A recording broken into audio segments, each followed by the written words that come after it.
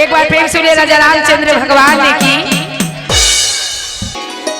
ऊंची महलिया देखी भूलाला जी जी जाजी ना जानला घरवा के आजी ऊंची महलिया देखी भूलाला जी जाजी ना जानला घरवा के आजी आचारा बिछाई भुइया सोहाली जी जाजी रोक बीतैली सारी रात आजी आचारा बिछाई भुइया सोहाली जी पापाजी रोक बीतैली सारी रात।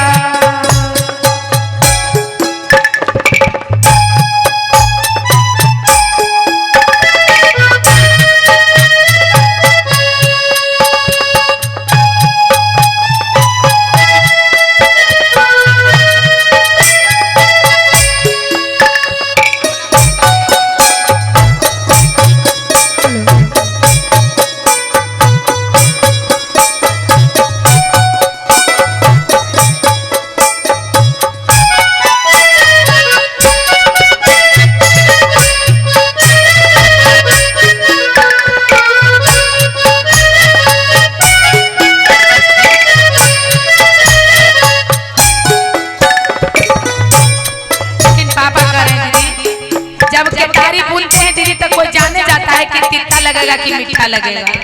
उसी तरह से बेटी ला पापा बर खोजते हैं, लेकिन ये पता नहीं रहता कि हमारी बेटी में सुख होगा कि दुख होगा। कौन भाव में कहते हैं पापा आगे काखारी के पति आगे बेटी देखे में सोहामन लागो ना जानलो तीता की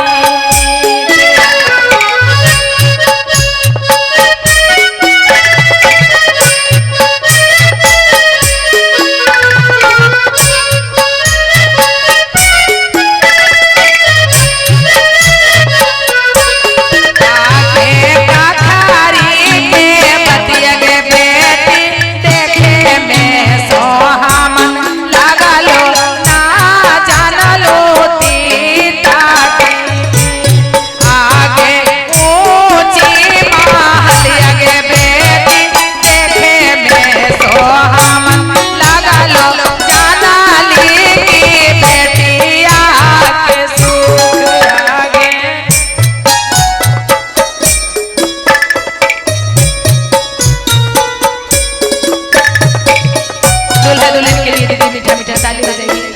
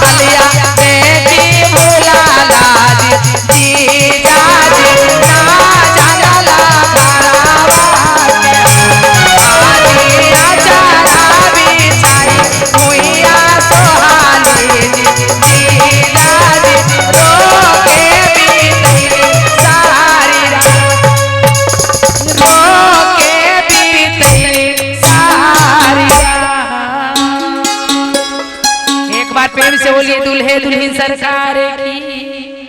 बेटी ऐसा धन है दीदी कि सोना के उचकुल तहाज दे दीजिएगा, लेकिन बेटी के जाते समय आदमी का बोलती ओहारी बेटी लगी रोते हैं।